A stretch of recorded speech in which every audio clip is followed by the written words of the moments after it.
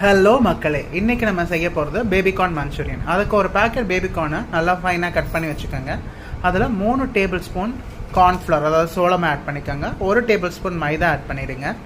அப்புறம் 1 டீஸ்பூன் இஞ்சி பூண்டு பேஸ்ட்டு அண்ட் 1 டீஸ்பூன் வெறும் மிளகாத்தூள். இது எல்லாத்தையும் போட்டுட்டு லேசாக தண்ணி தெளிச்சிட்டு அதை பிசைஞ்சிருங்க. உங்களுக்கு தேவையான உப்பு போட்டுட்டு நிறைய தண்ணி ஊற்றக்கூடாது. இந்த மாதிரி அதில் கோட் ஆகிற அளவுக்கு நீங்கள் வந்து பேபிகார்னை மிக்ஸ் பண்ணிவிட்டு எண்ணெயில் போட்டு பொரித்து எடுத்து வச்சுக்கோங்க. அது நல்லா கோல்டன் ப்ரௌன் கலராக வந்தோடனே நீங்கள் அதை எடுத்து தனியாக ஒரு பேப்பரில் எடுத்து வச்சுருங்க. இந்த மீன் டைம் ஃப்ரைங் பேனில் பார்த்தீங்கன்னா 2 குழிக்கரண்டி ஆயில் ஊற்றிட்டு ஃபைனாக சாப் பண்ண ஜிஞ்சர் அது வந்து நான் வந்து ஒரு 1லேருந்து 1.5 டேபிள் ஸ்பூன் போடுறேன்.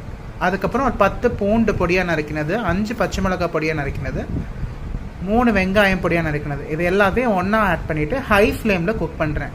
அது நல்லா வதங்கக்கூடாது, ஓரளவுக்கு தான் வதங்கணும். நல்லா ஹை ஃப்ளேமில் லைட்டாக ப்ரௌன் ஆன உடனே நீங்கள் பொரிச்சு வச்ச பேபிகார்னை ஆட் பண்ணுங்கள்.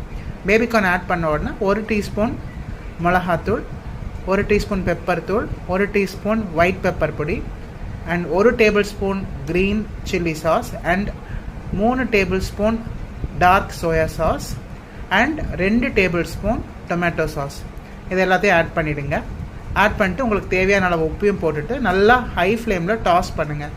அந்த மசாலா எல்லாம் மிக்ஸ் ஆகிடும், அந்த பேபிகார்னுக்கு மேலேயும் கோட் ஆகிடும். அதுக்கப்புறம் ஃபைனாக சாப் பண்ண ஸ்ப்ரிங் ஆனியன்ஸை போட்டு கார்னிஷ் பண்ணிவிடுங்க. சூப்பரான பேபிகார்ன் மஞ்சூரியன் ரெடி. இதே மாதிரி நீங்கள் பன்னீர், கோபி எதில் வேணால் செஞ்சுக்கலாம். கேப்சிகம் வேணுன்றவங்க ஆட் பண்ணிக்கலாம். இன்றைக்கி நான் கேப்சிகம் ஆட் பண்ணல. ட்ரை பண்ணி பாருங்கள்.